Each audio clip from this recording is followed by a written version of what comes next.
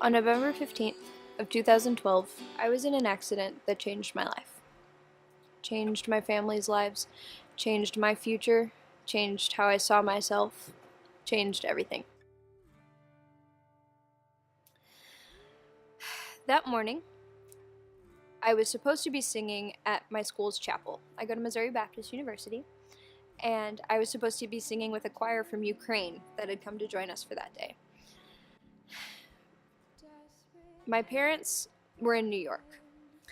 My mom was the choir teacher at my high school and at Rockwood Summit, and her and my dad took 30, 40 choir kids on a bus to New York City. My brother being one of them. His name's Jonathan. My other brother, who was 15 at the time, stayed home. I was at school that morning. I grabbed my dress for chapel that day, and I headed home so I could take him to school. When I got there, I picked him up, we got in the car, and something was different. As we were in the car together, I started pouring my heart out to this poor 15-year-old kid. He didn't know what was into me, he didn't know what was happening, he just sat there as I just kept saying, I love you. If something were to ever happen to me, know that I love you. Know that you and your brother mean the world to me. And I've never said those things before. Know that if something were to happen to you, I don't know what I would do with myself. I don't know where my life would go. You're everything. So I just kept saying, I love you, I love you, I love you, over and over and over. And he's probably thinking, oh my gosh, she's nuts. Just shut up and take me to school. Well, then we got to school. And we're sitting there, and I was just joking around with him, and he opened the door, and I screamed, make good choices, really, really loud. And I said, I love you, buddy. And he shut the door, and he walked away. The next thing I knew, I woke up to people screaming. There was a man screaming, oh my God, I killed her, I killed her, I killed her. And I'm looking around at all of the glass and metal and shards of my life that were around me, thinking, this is not what heaven looks like. I didn't remember who I was. I didn't remember where I was going or where I was coming from, but I looked over at the passenger seat and I remembered Austin. And I just kept thinking, where is Austin? What's happening with Austin? Did they get him out? Is he safe? Was he thrown? I thought he might have been thrown from the window.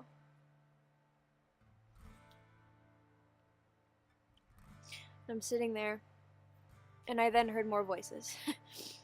This whole time I'm drifting in and out of consciousness, and I had no idea what was going on. But then I heard a woman's voice. This woman that was driving by, her name was Robin, I met her later, got in the back seat of my car, sat in the glass, in the mess, in the books that were from school, and she held my head in place, just in case my neck had been broken. So I'm sitting in the car, and another woman shows up, and I start to remember things. I remembered my name, I remembered my social security number that I'm surprised I knew in the first place, and I remembered my mom's phone number. And they get this call from this woman saying, do you know a little blonde girl in a little black car? My mom said yes. And she said, wherever you are, come home now. My parents took the first plane home.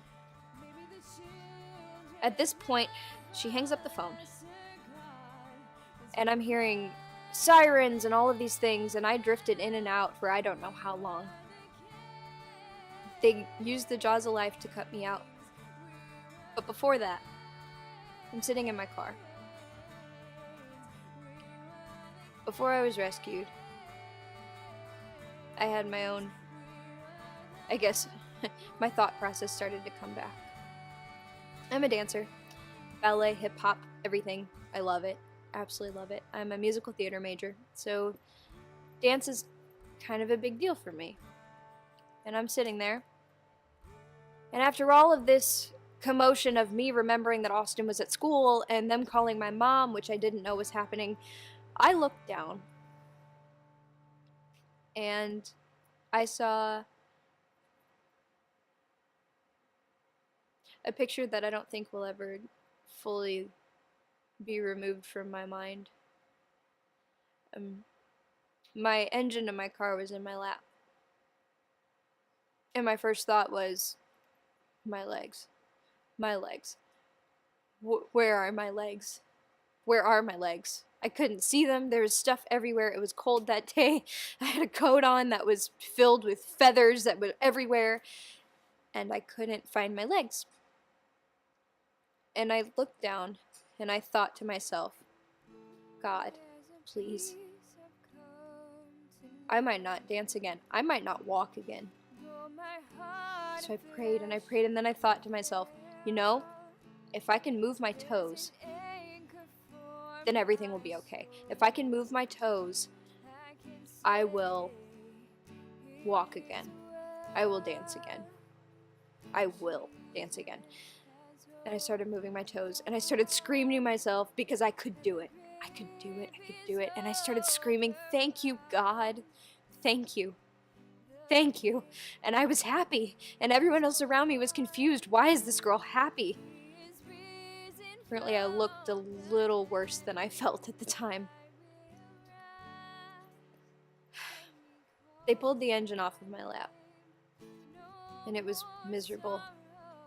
And the sound of my screams still echoes throughout my head.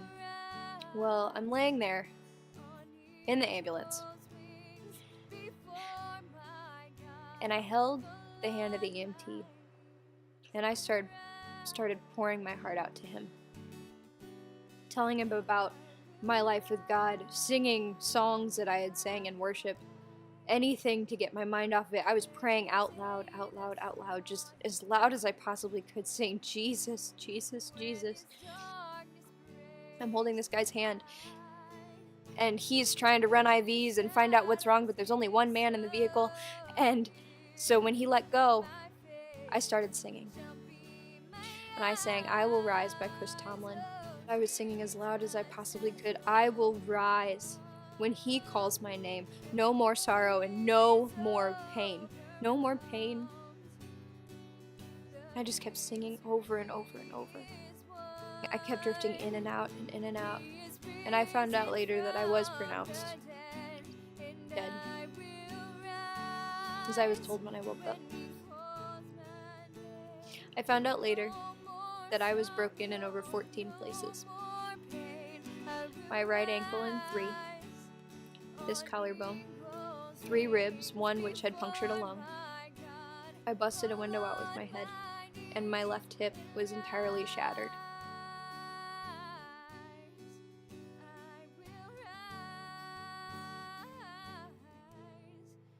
My punctured lung healed in a day. And if that's not God, I don't know what is. It was about 5 a.m. The doctors came in. And I looked at him and I said, I need you to be honest. Am I gonna dance again? He said, you won't be normal. You will never be normal. You may walk. You may walk. But dancing is not something we're looking at.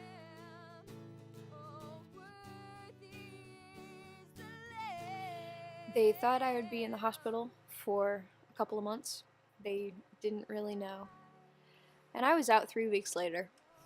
They thought that, oh, she'll at least be an outpatient for at least a month, maybe a couple. And I was out in a week. By the time they put me in outpatient, I was completely self-sufficient in a day, going around in my own wheelchair, moving myself around. Though it was painful, I knew that that's what it took. And God made that happen.